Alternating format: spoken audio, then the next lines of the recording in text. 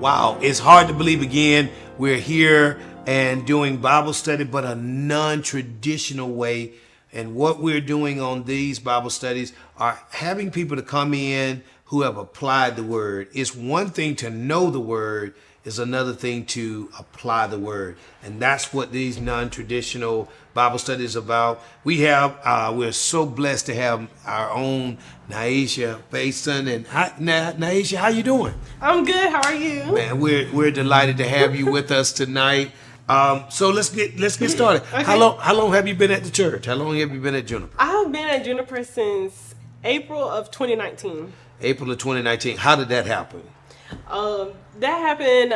I was in college, and You might as well go and give your college a shout out. UNCP. All right, absolutely. But I was in college, and I wasn't going to church at all. And there's this voice and this emotion that kept saying, "You need to go to church. You need to go to church." But my family not a part of a church. It was like weird. It just kept saying, "Go to church." So I was like, okay.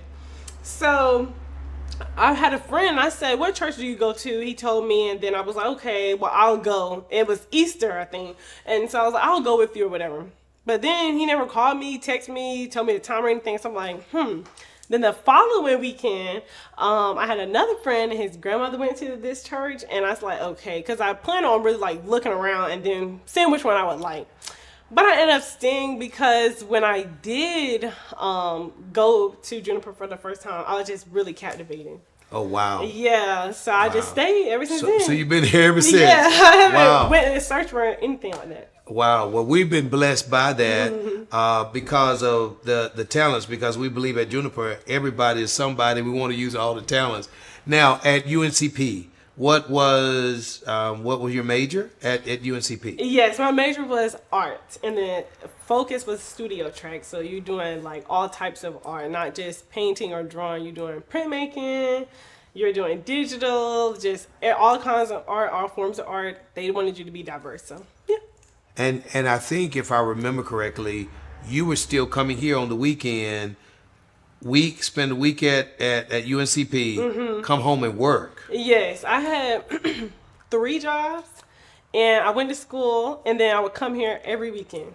So you had 3 jobs. Because I remember that you liked the 8 o'clock, if I remember correctly. Yes, because I had to go to work at 9.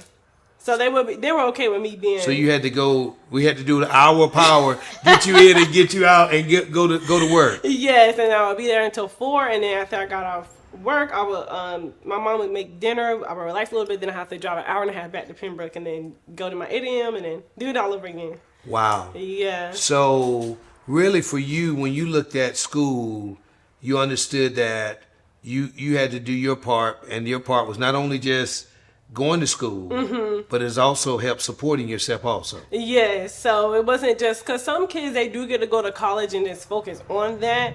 But my mom said, if you really do want this, you need to work for it. So I had to mainly get everything by myself and just keep focusing. That's why I was always in class. I didn't really like miss class or do stuff like that because I have to be here. Like it's an obligation to myself. Okay. So I was always there, always made the dean's list, always try to be the best. Wow. And are you more appreciative of it now that saying, hey, it wasn't just given, I had to go earn this? Yes, it definitely is appreciated because it's like, I feel like some people didn't in school. They're like, I don't have to go to class. I don't have to do this, but this is like a really good opportunity. And yes, you're going to be in debt, but we'll worry about that. Hopefully Jill helps us out. But Absolutely. But it's a really good opportunity. I met great people. I met great teachers. And I learned a lot about myself and about different topics. Got it. So, and how old are you now? I'm 24. So you're art major, you graduated. So now at Juniper, because we believe everybody need to do something. So what are some of the things you're doing, or at least your responsibilities here at Juniper level? Yes, so I'm responsible for making artwork and signs. So I did the sign up front of the church, in front of the Rosenwall across the street, and on this road as well. So that's really, I love doing projects like that because it's just, sometimes it's still hard to believe, like, I made something that's on the road. Like I've never done anything like that. It's really cool. Wow. And also the new facilities, I think, did you? Yes, and I did it over there too. Oh my goodness. So a sign at the new church and also a blueprint of it when you walk into the church. So it's just like sometimes I look at the things I've created for the church. I'm like, yeah, it's so like I did that. That's really crazy. Absolutely. The whole marquee. Yes. So when people are driving by, they see your handiworks Yeah. and all of that. And because we talk about the Rosenwald School, because it's a historic place on the National Historic Registry, and everybody, when they come and they do tours, they see your artwork. I know. I just think that's just so, I'm blessed about that. Absolutely. Yeah. Well, and we think that when you told me what you did, I was instant. Hey, let's go to work. So then why do you serve? Because I know you're serving in this, but what is there something about you feel like you should serve the church and serve God? And what are your thoughts about that? Yeah, so the reason why I serve is because now that I'm been going to church and really learning God for myself, I want to constantly be better and constantly, when people see me, they see God. So I'm constantly striving for that. And so I just serve so that I can keep learning and applying that to my life. So, because I just want to be better than what I was. Wow. So, yeah. You sound like it. I mean, it just, I didn't know but, it just sounded, ever since you came in 2019, just been a joy. I also notice, and I notice a lot, you rarely miss, even when you were in college, I could almost count on you at 8 o'clock being there. And now COVID, in the midst of this COVID, now doing 3 services. I think 9:30 is the one that you like the best now. So, but you rarely miss. Why? I mean, you even told me about a family reunion or something that was going on, but you said you got to go to church first. Yes, because my family, they say, oh, well, we want to go here, I'm going to do this. But I was like, I can go to the 8 o'clock services. We got 3, so I'm going to go to that one because it's just like, it's so much. I love church because so much happens in your life and so much happens throughout your week. And we have to just keep going. You got to go. So when I go to church, it gives me a chance to just breathe, think about everything, release it, leave it at the altar, and it just gives me that chance and that time to myself and with God. So Wow. I needed that because college was really hard for me, a really hard time for me. So it just was that push that you need at the end of the week. So I always look forward to it. So when you say hard time, how difficult was college? Can you just whatever you want to share? Yeah, that's fine. Whatever you want to share. It was just constant stress because you constantly are trying to meet all your deadlines. You're trying to make sure you have good grades, make sure you don't miss anything, and just going through all of the emotions of being by yourself because I'm very close with my family. So being by myself, it took like a toll on me. Like I was like mostly sad all the time. So that was it was a lot to adjust to. And my grandma had passed away from cancer in 2018. Wow. So, and I've never lost nobody close to me. So that was like, it took like a really big toll on me. So on top of being out there by myself, working, 3 jobs. 3 jobs, and just trying to get through college. I wanted to quit so many times, but before she passed, I told her, I said, I don't know if I want to do this anymore, Grandma. I don't like it. She was like, you're going to have to do something. You're going to have to either do this or you're going to have another plan.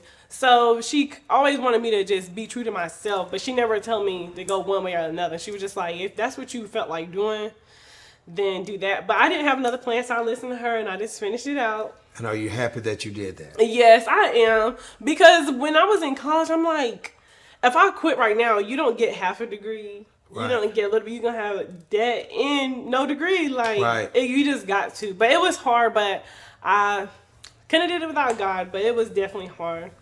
So I think the other one is, then you talked about it already, but in a summation, what do you get from church?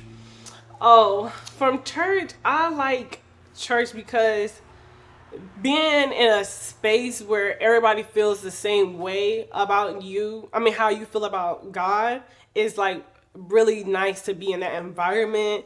And also people who are more knowledgeable about scriptures, about the word, about things, and I always love learning. So I'm always learning something, and people are always teaching me something new.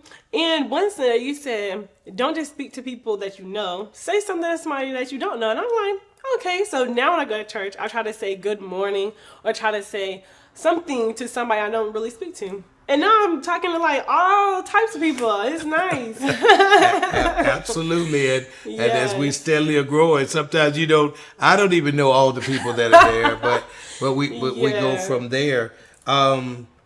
So being 24, how is this church helping you to navigate through life?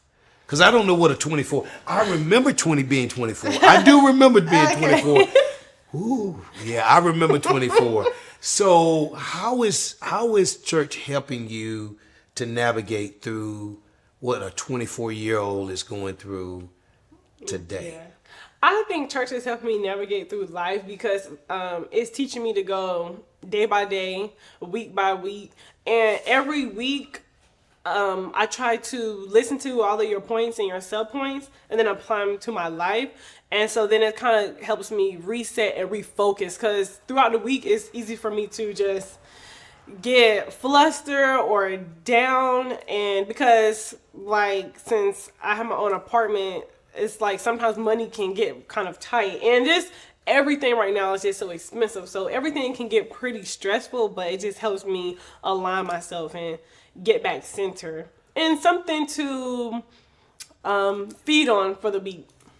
Got it. And so now, as we talked about that, and then we start talking about home ownership, and we, from the financial plans and things like that. And I'm excited because if I knew then what I know now at 24, wow, there are some things I would have changed. And I see that, and I see you moving forward and just happy-go-lucky. That's what it seemed. Now, What did you get all that from? That you always are smiling, and I know you're not always smiling, but where is that coming from?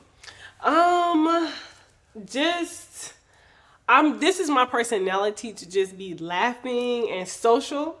So, and I think this is my happiest I've been because I think I'm growing more mature spiritually.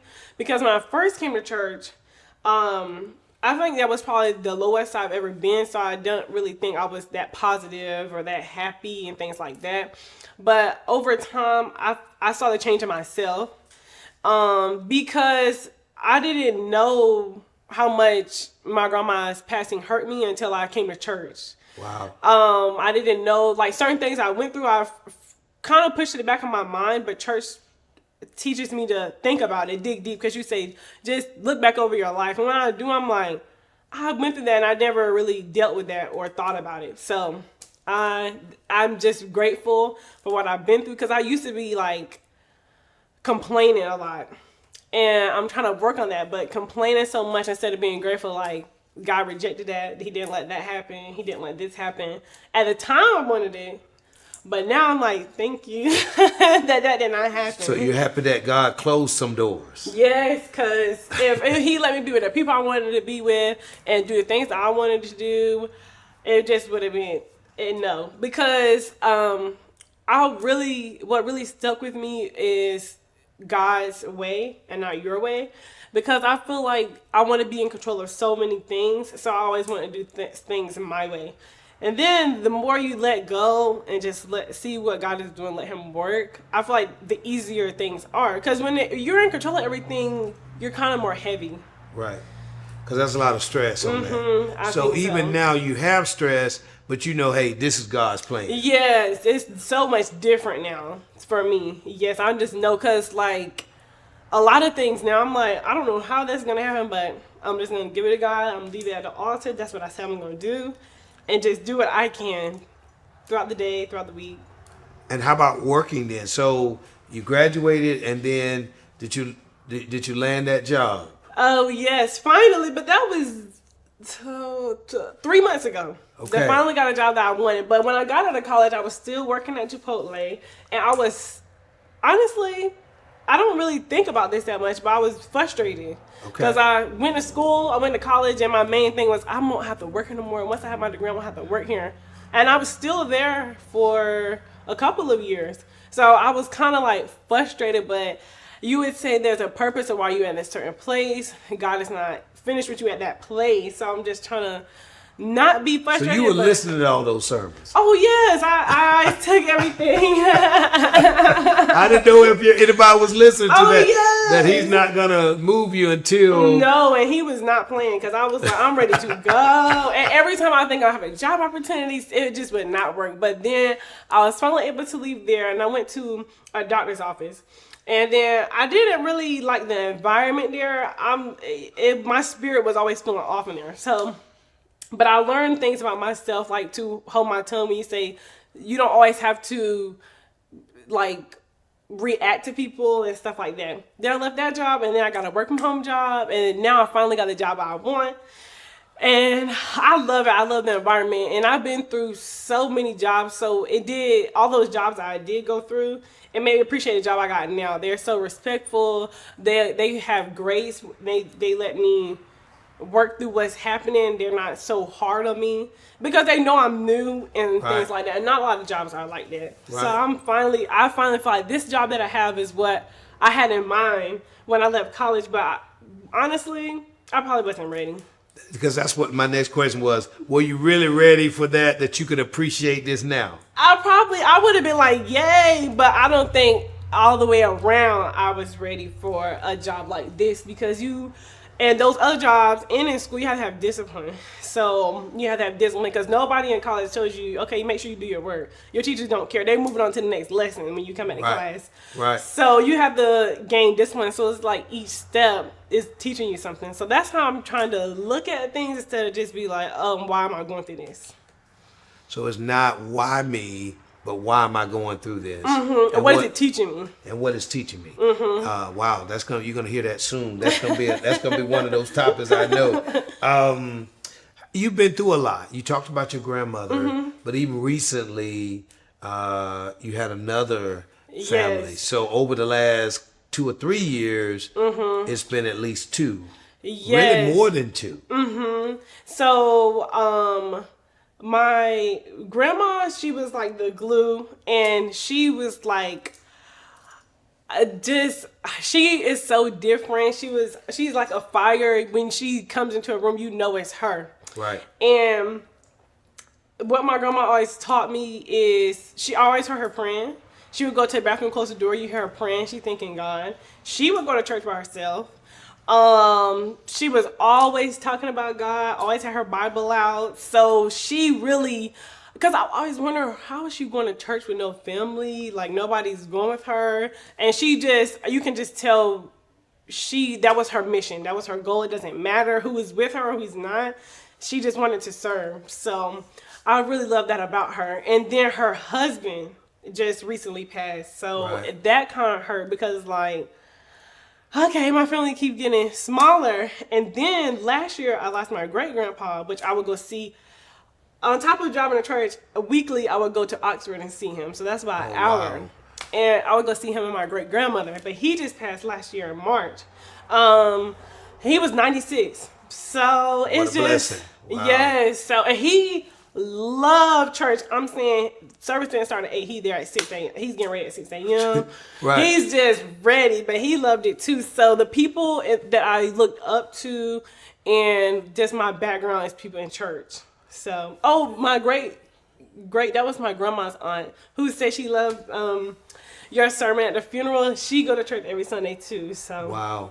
So you sound like you're carrying the torch. Yes. In a way, I feel like that. Wow. Yeah. And it wasn't even like intentional, like I'm just going to honor my grandma by doing this. It's just like it happened because I remember one day she was like, can you take me back to my apartment? And I said, oh yeah, sure. And it was just me and her. And she was just like, well, tell me what you think about God. And so we were just having a conversation about him. And I was just we were just talking about how you have to know him for yourself. Because my grandma can know him, my mom can know him, but it's just different when you know it for yourself. And I just remember she looked at me like she was just so proud. She was like, "You got it." And then after that, her health started declining, but I'm glad we were able to have that conversation. And sometimes I would go to church with her. It would just be me and her. And it just always was like that. So do you think she was sowing that seed, planting that all that time by yourself? Hey, Nyasia, what do you think about God? Mm-hmm. And then in her own time, when she said you got it, mm-hmm. God, then health started deteriorating, mm-hmm. but you said you got this. Mm-hmm. Wow. Yeah, so she said, because I told her, and when I was speaking, it's like she understood when I said, I have to know him for myself, because it's not going to help me if other people know him but not me, because I need him to talk to me. And so she was just like, I think that conversation with her helped her understand where I was spiritually. Right. So, but losing her was a lot on me spiritually too, because it was like a loss in every way for me, because that's my mom's last parent. That was my grandpa's only wife, her sister's last sibling. It just felt like lost all the way around. So I'm just like, God, why did you do this? I was just so like, I could not understand. And of course, we're not going to understand why God does certain things, but I just, for the life of me, cannot understand that. But I'm still listening to the word, and some things had to happen for me to understand certain things. Absolutely. Because I thought I knew him then when I was speaking to her. Right. But if I could talk to her now, she was like, "Oh, you really got it now. You got it now. You're in there now." So sometimes, yeah. I'm not saying that it had to be that way, mm-hmm. but sometimes where you were looking at her, he's now wanting you to look at him. Yeah, and that's why I feel like has happened. That's why when you're speaking about that, and some things had to happen, I'm understanding that now. Before I couldn't understand it, I was just so hurt by it. But now that that's why I feel like I'm more mature spiritually, because now I look back at it, and she blessed me. She did what she was supposed to do. She taught me about God, right. And she put it in my hands to continue that. But I was always looking at her. Right. And so now he probably needed me to focus on him. And that was hard, but at the same time, I'm grateful for it, because I definitely know him much better now. Absolutely. So future plans. What are your future plans? What do you think? What do you see? What we need to be praying for you for? For my future, the only main thing I see in my future is, or my big project next, I would say, is getting a house. Okay. Getting a house at this time, though, is at my age and how the economy looks. Everything kind of seems like the odds are like stacking up against you. They're like, the houses are starting at this amount, and you have to go way far out. You got to do these things like that. So that's my next big project. But what I would say about that is, if God wants me to have it, he'll let me have it. Absolutely. And I'm not gonna say it's not hard, but I'm trying not to focus on all of the odds that's stacking up against, because God can bless me with a house. That's easy. That's something easy for him. So I think he's just really wanting me to just trust him that he will do it for me. So trying to balance those emotions, because every time you hear about a house or you're talking about it, it's kind of like, I don't know how you're going to make this happen and things like that. But it's okay, because I know that he's going to work it out for me. So, that's the thing that I always think about is we get caught up with economy. Mm-hmm. We get caught up in living in Wake County. Mm-hmm. I mean, because trying to live in Wake County is just unbelievable. Yes. But we know when we apply that word, that's why, I really was excited about, wanting you to be part of this, because like what you just said, Hebrews 11:1, now faith is the substance of things hoped for and the evidence of things not seen. And I think when we do that, what he's seeing in you is that he needs us to not look at all the distractors. I call those distractors. Interest rate going up, house values, they're just out of the roof now, but yet it's still God. And what he has for you, it's gonna be for me. Absolutely. Because you have to also make enough money. They need to see that you can budget. They need to see you can do this. But to be honest, it's hard to budget if your rent is $1,500 plus and you only making this amount of money. Absolutely. And everything else is so high. So it's like, you also got to think about that. But I'm still just trying to live my life. Like, okay, it's going to happen. And that's just what it is. Because what I really learned is God doesn't want us to be in a bad position. He doesn't want us to be hurt and upset and not having the things that our heart desires. It's just, you have to be patient. He wants to see you can be patient. If he gave me a house tomorrow, I probably wouldn't be able to handle it like I'm supposed to. Because you haven't gone through enough. No, and I need to see what the process is like. Maybe he's trying to show me you need to wait. Right. Because this might be what I want right now, because I know it might be cheaper for me when I do get it. But maybe he's like, no, you need to wait till you 30 or whatever. So right. And no, you're good with that. Yeah, I just have to go through the process. What I've been working on lately is, you tell me what you want me to do, and I'll do it. Oh, wow. That's what I'm trying to work on. So, and that takes a lot. It takes a lot, but it's just what I learned in church again. Your mind has to be clear so that you can hear God clearly. If you have so much going on, you're not going to hear him straight. Right. So I'm trying to work through that. So that's what season I'm in, trying to hear him clearly so that I'm not going off my own emotions or anything like that. It's strictly him. So whatever you want me to do, I'll do it. So I like that scripture that we always talk about. If any man come after me, let him first deny himself, pick up his cross daily, and follow me. So I guess as we draw this to a conclusion, in that, is it hard to be a Christian and be 24 years old? I think inquiring minds want to know, how difficult is it to be a Christian? Yes. And we're actively trying to be. We're working on it. Right. Nobody's perfect. Right. But how help us out. I feel like it is extremely hard to be a Christian at this age, in this time, with so many things that's so different. For the simple fact that you know God now, so you know what you're supposed to be doing. Right. You know what you're supposed to be following. Right. So you're more conscious of these things. So when you're not doing it, it's easy to go backwards to your old ways. It's easy to not pray. It's easy to not try to constantly be better, because that takes a lot of time. Right. It takes a lot of work. It takes a lot of energy, because I don't really care if it's raining or if it's nice outside or if it's really cold or if it's really hot. Like, I'm going to be at church regardless. So you don't really make excuses. So I just feel like it's easier to not be a Christian, but when you actively want to, it's constant work, and you're trying not to go to old ways or ways that you see people your age doing. So, which makes it even more difficult. Yes, but you have to be disciplined and strong. Like, you just have to be strong, because if not, then you're going to be caught up in those ways, and that's not really where he needs you to be. He didn't tell you to go over there. Right. So if you go over there, you told yourself.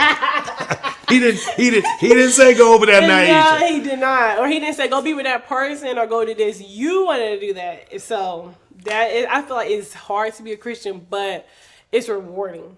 Wow. Mm-hmm. Wow. And Nyasia, I want to just say we're so proud of you. And I don't want to say that just because of trying to pump you up or anything like that. But I'm just proud of anyone, because many of us could understand, if we're real honest, at 24, we were not maybe in the church, or we were in the church, but we were not trying to be in a place that God, whatever you want to do, you do it. So I'm excited about you. I pray that God continues to bless you. I pray for your strength, that God would just continue to use you. And as you grow, I just think that God has a lot of plans for you. And we'll be praying for the house, be praying for other things that God is going to do in your life. Okay, well, thank you so much. Well, I really appreciate you being with us. Look, it's been another night. We've been with Nyasia. She has blessed us on showing us and teaching us and telling us about how she's applied the word and how God continues to make a way for her at age 24. I look forward to seeing you next week. To God be the glory.